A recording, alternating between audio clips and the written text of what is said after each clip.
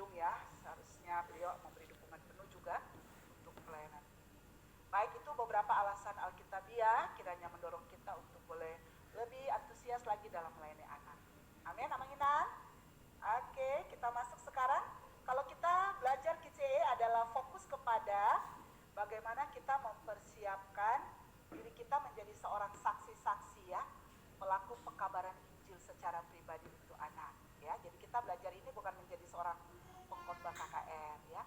Makanya ada beberapa prinsip Alkitabiah kalau kita bicara tentang pelayanan pekabaran Injil kepada anak. Yaitu A, setiap pelayanan anak adalah apa? Saksi Kristus. Setuju Amang Inang ya? Jadi maksudnya apa? Setiap guru sekolah minggu, ya, setiap orang tua yang cinta anak, dia adalah apa? Saksi. Saksi itu berarti apa? Seorang yang mengalami perjumpaan, percaya Kristus dengan segenap hati. Kalau kita mengalami perjumpaan dengan Kristus, kita bisa cerita kepada orang lain, ya. Dan kita harus jadi saksi seperti Kisah Rasul pasal 1-8 bilang, Roh Kudus turun, kita diberi kuasa untuk jadi saksi. Kita nggak belajar teologi pun kita bisa menjadi saksi karena ada Roh Kudus yang akan menolong kita belajar memahami metode-metode di luar dari studi teologi misalkan ya. Dan Matius 28 bilang apa? Kita amanat aku menjadikan setiap bangsa murid. Jadi murid ya. Jadi bukan sekedar pengikut saja, tapi jadi murid, orang yang betul-betul mengalami perjumpaan dengan Kristus dan hidup mengikuti apa mau Tuhan. Itu sejak kecil. Jadi prinsip ini mengingatkan kita, kalau kita pelayanan sekolah minggu harusnya ya, Mang Ina, tidak hanya mengajar tokoh-tokoh Alkitab, peristiwa Alkitab dari Kejadian sampai Wahyu. Tidak hanya itu. Itu baik, tapi tidak hanya itu. Tugas yang utama menjadi seorang guru adalah apa? Menjadi saksi. Bagaimana kita mengambil kesempatan dalam setiap materi yang kita sampaikan.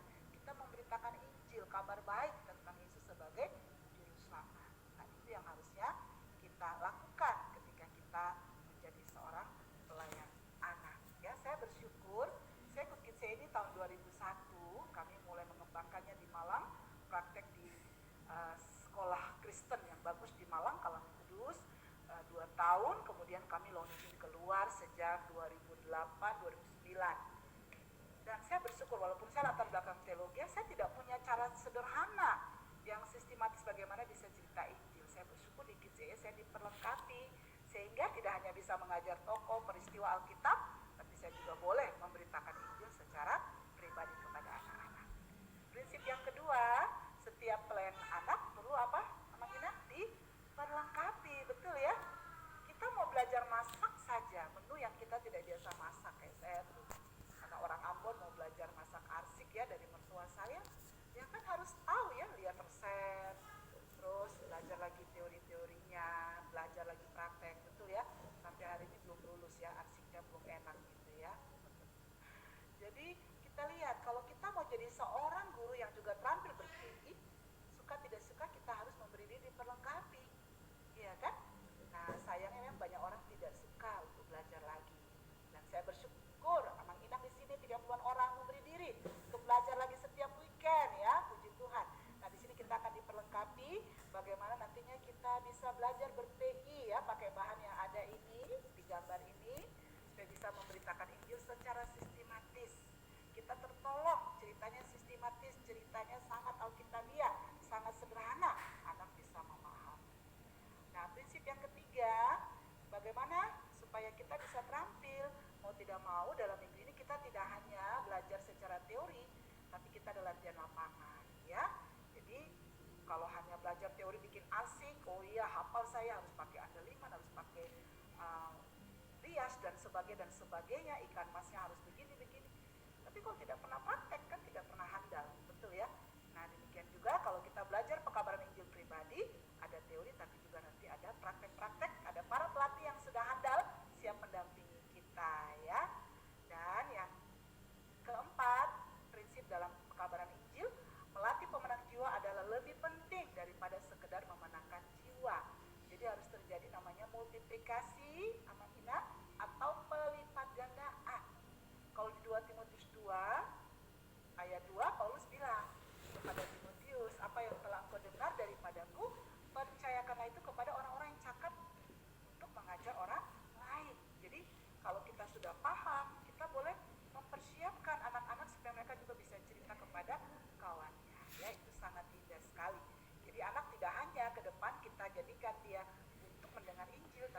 gambar di atas ini, dia boleh berbagi cerita kepada temannya.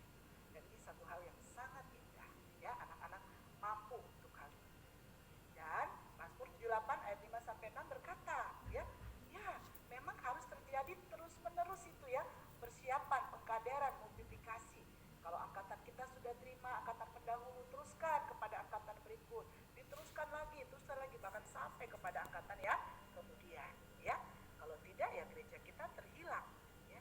Gereja kita hanya tinggal monumen karena tidak terjadi multiplikasi kehadiran yang baik dalam gereja. Baik, itu 4 prinsip. Nah, sekarang saya akan masuk menjelaskan lebih dulu, mungkin beberapa sudah sempat ikut KCE yang terputus itu ya. KCE ada untuk memuliakan Allah dengan cara memperlengkapi gereja-gereja lokal di seluruh dunia untuk melipat gandakan, melalui melatih orang dewasa untuk menginjili anak, menjelaskan Injil dan menolong anak menjadi saksi ya, mengenang ya.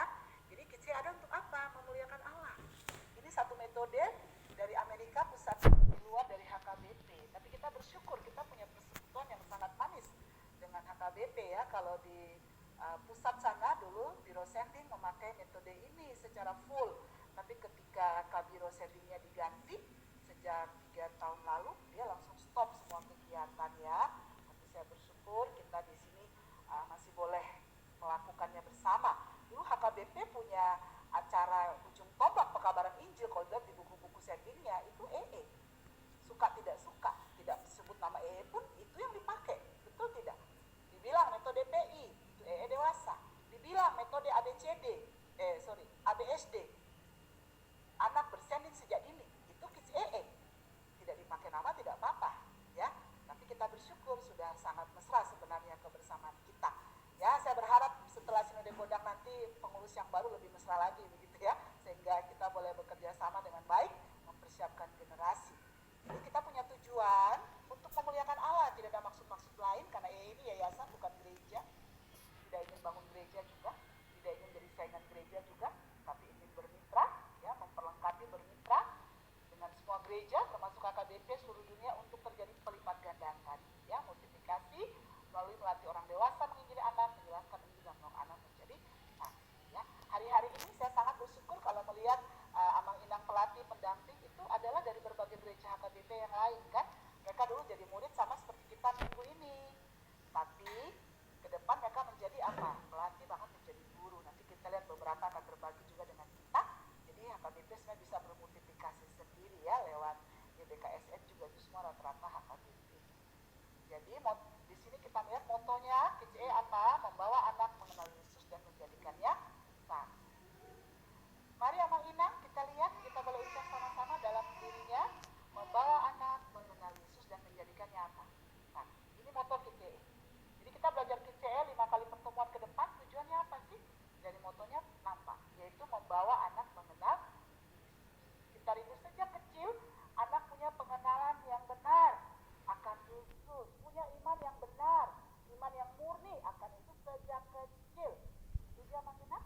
Karena kalau sejak kecil itu akan berdampak tidak hanya bagi hidup dia, tapi bagi generasi.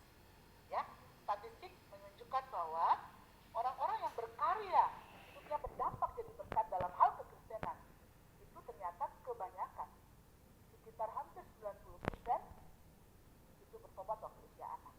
Wow. Coba kita lihat diri kita sendiri. Rata-rata kita yang hari ini menjadi guru sekolah minggu, menjadi orang yang cinta pelayanan anak adalah orang-orang yang dulunya waktu sekolah minggu dididik dengan baik, bukan? Ya, mungkin hanya 1-2 yang dari non-Kristen mungkin ya. Saya percaya kita semua malah mungkin tidak ada. Itu menunjukkan bahwa memang hasil bina sekolah minggu yang baik akan menghasilkan pemimpin yang baik ke depan. Seperti Polikarpus bertobat usia 9 tahun ya, dan waktu mau dibakar hidup-hidup dalam masa pengenalan masa Roma, dia tidak mau menyangkal imannya. Imannya teguh, dan itu dia alami sejak dia masih kecil. Ada lagi ahli Alkitab di Inggris, ada Frank, usia 4 tahun ya. Usia anak-anak sekarang 4 tahun mungkin banyak belum tahu apa-apa, tapi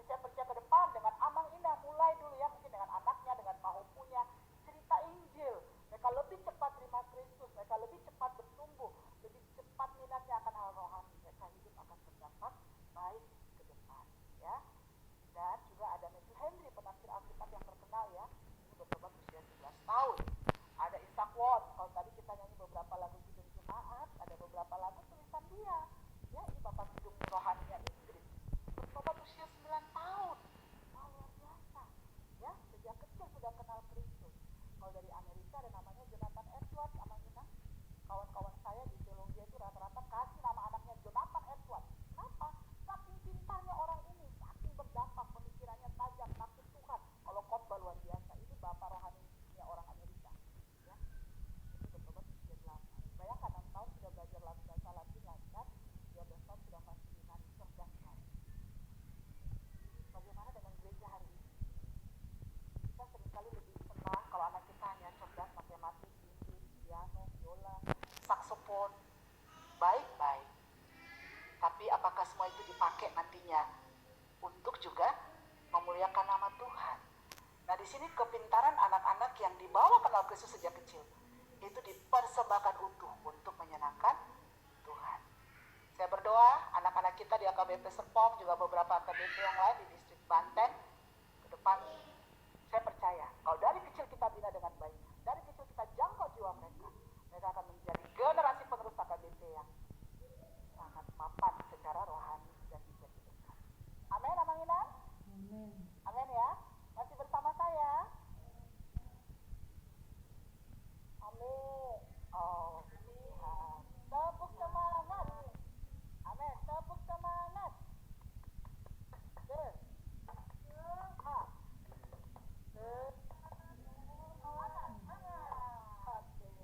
Silakan ya, saya boleh ngobrol terus, mungkin agak-agak cepat, maklum orang Ambon ya, kalau ngomongnya cuma 1, 2, 3 gitu ya. Ya, yang belajar enak, masih bisa minum ya, saya nggak boleh ya. Oke, jadi sekarang kita kembali ke moto tadi. Jadi anak tidak hanya dibawa kenal Yesus, tidak hanya tahu hafal cerita Yesus, tapi kenal Yesus secara pribadi, dan itu akan berdampak dalam hidup dan generasinya. Dan kita diingatkan anak itu bisa menjadi saksi. Makanya dalam kita punya moto, anak bukan hanya objek, tetapi subjek dalam pemikiran. Gitu ya. Kadang kita pikir anak bisa apa? Oh, Amang Inang. Nanti kita belajar, nanti kita lihat anak-anak kita cerita Injil 1 kali, cepat sekali dia paham. Kita masih hafal susah-susah, anak-anak bisa. Kita masih malu, kita masih segan, kita masih sungkan cerita. Anak-anak dengan kepolosannya bisa. Nah, kayak ini anak-anak saya lahir besar di Merauke. Kami bina mereka waktu 2017. Ya, 3 hari dalam sekolah Injil liburan, Bible Camp. Dan mereka bisa jadi papa. Rata-rata semua Katolik ya, anak-anak Kristen Protestan. Anak bisa. Dan bisa nggak mereka bersaksi dengan benar? Banyak orang bilang, aduh nanti anak keliru, nanti dia bicara sesat. Faktanya lebih banyak guru sekolah minggu yang salah mengajar, yang sudah menyesatkan anak. Ya, Tuhan sangat benci kepada orang yang menyesatkan anak. Maka kita bersyukur kalau kita bisa ikut satu pembinaan seperti ini, kita akan belajar ya. HKBP menerima kerjasama kita karena tahu ya ini sesuai dengan konfesi HKBP sendiri. Jadi kita latih anak-anak karena anak bisa bersaksi dengan benar kepada temannya ya, Amangina ya. Nah, untuk itu kalau belajar KCE yang lengkap seperti yang sudah pernah kita alami mungkin beberapa, itu membutuhkan waktu kurang lebih 35 sampai 40 jam bersertifikat ya, dan cukup panjang. Tapi dalam masa pandemi kami mengembangkan pelatihan yang lebih simpel, lebih singkat, hanya sekitar 12 sampai 15 jam lewat Zoom ya, dengan singkatan ABCD. Jadi kalau kami sering bilang ABCD, ABCD, Amang Inang jangan bingung. A itu apa? Ayo, B itu berbagi cerita C itu dengan apa? Cerita. D itu dengan. kids. Bukan merek sesuatu ya, tidak ya. ABCD. ABCD. Kalau saya bilang ABCD, Amang Inang angkat jempolnya, bilang kids, E. Oke, kita coba bisa di-unmute semua. Biar suaranya dari listrik sana kedengaran sampai di sini ya. Amang Inan, ayo kita bersama belajar apa? ABCD.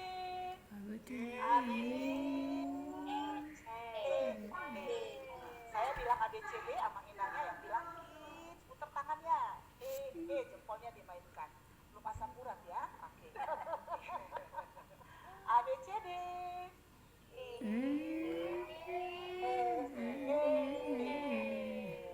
Kalau saya bilang, ayo berbagi, Amang Inang jawab. Cerita Injil. Nah, tangannya dibuka sambil smile depan mulutnya. Cerita Injil. Ya, oke? Ya, jangan sampai mulutnya ada makan kue ya. Oke, nanti tersedak ya. Ayo berbagi. Cerita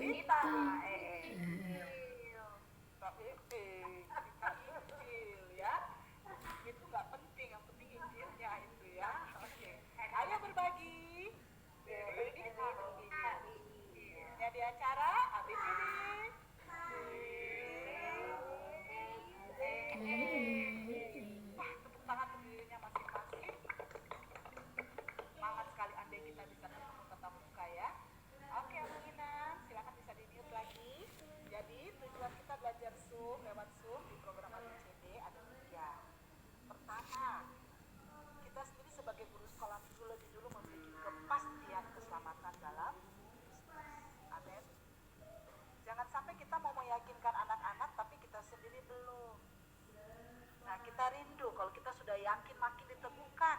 Kalau belum, ini kesempatannya. 5 kali pertemuan kita percaya roh Tuhan menolong sehingga kita boleh diyakinkan akan iman kita, ya. Sehingga kalau kita nyanyi lagu nyanyi D ya, tu dia ho, nah kita sudah tahu ya, Duma Teho. Minta maaf kalau agak salah ucapan ya, perlu banyak belajar ini ya. Oke, kita lanjut. Itu tujuan pertama ya, dan tujuan kedua, kita sendiri sebagai guru dapat memberitakan Injil secara efektif kepada anak melalui flashcard. Wah, sangat senang. Anak-anak, saya hari ini urus foto-foto sehingga saya tidak bisa masuk dari tempat tadi ya. Saya melihat kami punya kelas yang kemarin, kami hanya kasih mereka kesempatan PI, praktek lapangan mandiri 1 hari, yaitu hari Jumat kemarin. Dan tadi saya lihat laporan sudah 70 lebih jiwa anak yang dilayani lewat PI pribadi ya, tidak KKR, tidak massal kan, tidak boleh jumpa banyak ya. Itu sudah 70 anak. Dan saya lihat foto-foto yang mereka kirim, anak-anak tuh matanya terbelalak, mukanya ternganga ya, seperti baru mendengar sesuatu yang baru. Nah, kita harus meyakini walaupun game menarik, walaupun yang lain menarik, tapi lebih menarik adalah cerita Injil. Karena di situ ada kuasa Allah yang bekerja untuk menyelamatkan jiwa anak melalui pemberitaan kita. Amin, Amang Ina. Jadi kita bersyukur kalau nanti kita sendiri akhirnya terampil bisa menceritakan Injil seperti Kak Iin ini ya. Ini training center kita di Malang. Oke, kemudian yang tujuan ketiga, kita belajar ABCDQCE. Guru dapat melatih anak untuk berbagi cerita Injil kepada temannya dengan traktor QCE. Saya percaya anak-anak sekolah minggu AKBP, anak-anak cerdas, anak-anak yang punya potensi, yang masih sangat optimal kemampuan berpikirnya.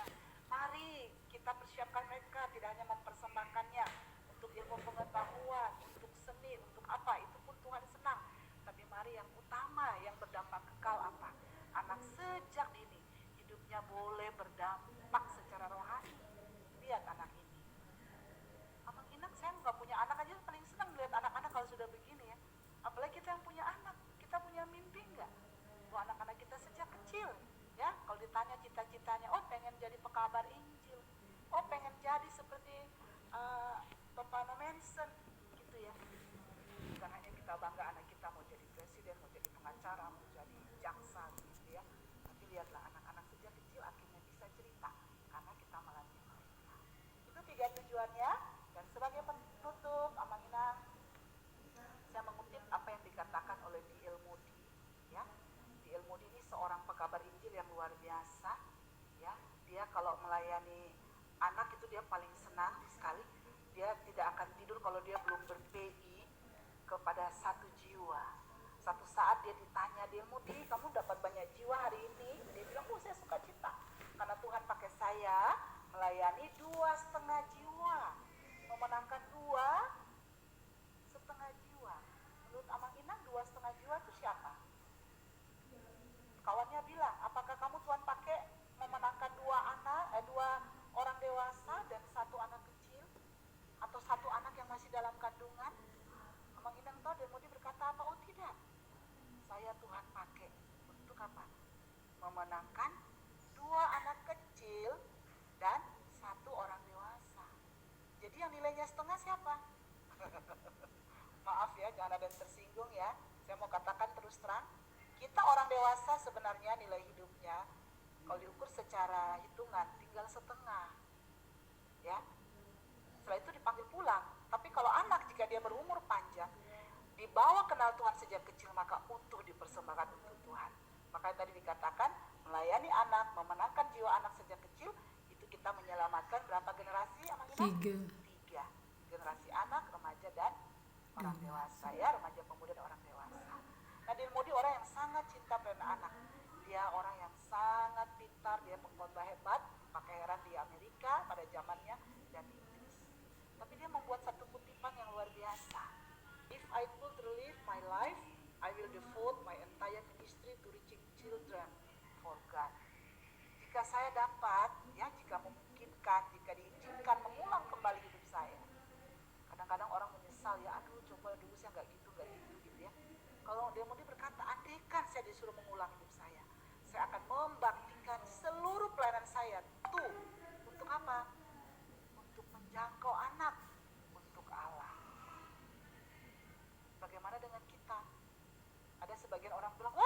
disuruh mengulang hidup saya akan berusaha untuk jadi orang lebih kaya lagi. Saya akan berusaha jadi orang lebih terkenal lagi. Atau hal yang bersifat duniawi saja. Tapi Dale Moody berkata, saya ingin membaktikan seluruh hidup saya fokus untuk pelayanan anak. Karena dia tahu ketika dia fokus kepada pelayanan anak, fokus kepada penyelamatan jiwa anak, maka Tuhan yang sudah menyelamatkan dia ada hubungan dengan Tuhan. Tuhan melalui Allah Roh Kudus bekerja, membuat dia menjadi ciptaan baru, bertumbuh dewasa, dan hidupnya dipersembahkan, memuliakan Tuhan sampai dia besar, bahkan sampai dia mati. Kiranya kita berkomitmen tinggi juga, Amang Inang, lewat apa yang Tuhan percayakan untuk kita boleh memberi diri kita fokus melayani pelayanan anak, bukan sekedar isi waktu, bukan sekedar karena sudah dipilih, bukan sekedar karena alasan-alasan dunia, tapi kita tahu kita ada di sini karena Tuhan sudah memilih kita, dan ini satu anugerah yang besar, satu hal yang sangat berdampak besar kalau kita mengerjakannya dengan serius sejak sekarang, dengan pertolongan Tuhan, maka generasi AKBP ke depan adalah generasi yang sehat secara rohani, bahkan boleh menjadi saksi. Kalau dulu No Manson meninggalkan semua kenyamanannya, datang ke Sumatera Utara. Kita ada karena ada satu kabar Injil ya, yang tidak sama suku dengan kita, tidak sama bahasa. Kalau kita lihat moto HKBP begitu baik, rindu menjadi berkat bagi dunia. Saya saja yang bukan warga HKBP, suami saya HKBP Volker, cuma untuk kami merit saya di GPIB, dia pun tidak bisa bahasa Batak, jadi akhirnya ikut saya. Saya saja waktu lihat visi misi HKBP, wah luar biasa, gereja terbesar di Asia Tenggara ya. Tapi mari kita bukan hanya bangga kepada segi kuantitas. Setiap kita yang ada di ruangan Zoom ini, kita ada hari ini bukan kebetulan. Amin. Tuhan mau kalau kita sudah terima anugerah keselamatan, maka hidup kita yang sisa tidak kita sia-siakan. Ya. Kayak saya, walaupun saya tidak punya anak, saya bersyukur saya bisa berbagi Injil dengan banyak anak, saya bisa melatih mereka sehingga banyak anak boleh menerima berkat Injil itu dan mereka boleh bertumbuh. Ya. Saya bersyukur ada banyak anak lewat pembinaan kami akhirnya memberi diri juga ya, menjadi hamba Tuhan, masuk sekolah teologi, bahkan fokus pekabaran Injil. Kalaupun tidak masuk sekolah teologi, mereka cinta Tuhan, cinta pelayanan. Ya, saya percaya kalau saya bisa mengalami sukacita seperti itu, Amang Inang pun Tuhan bisa pakai hidupnya menjadi berkat untuk generasi HKBP ke depan, sehingga visi HKBP menjadi berkat bagi dunia, bukan sekedar slogan. Amin. Amin. Bukan slogan. Kalau slogan, kalau program gampang, dicetak tebal-tebal gampang, minta emas pun gampang. Tapi ya, memenangkan jiwa itu satu event, kata seorang teolog. Tapi membuat seseorang menjadi murid itu proses panjang. Tapi dimulai dengan apa? Dasar dulu. PI-nya harus kuat dulu, imannya kuat dulu, baru bisa disiapkan ke depan. Tangan Tuhan yang kuat memegang dia, ya, hidupnya jadi berkat. Kiranya ke depan ada nomensan masa kini. Amin, Amang Inang. Amin. Yang lahir dari HKBP, yang pergi kembali pekabaran Injil. Tidak hanya untuk Bonapasokit, untuk Indonesia, akan bagi dunia ini. Izinkan saya mengakhiri dengan doa untuk Amang Inang.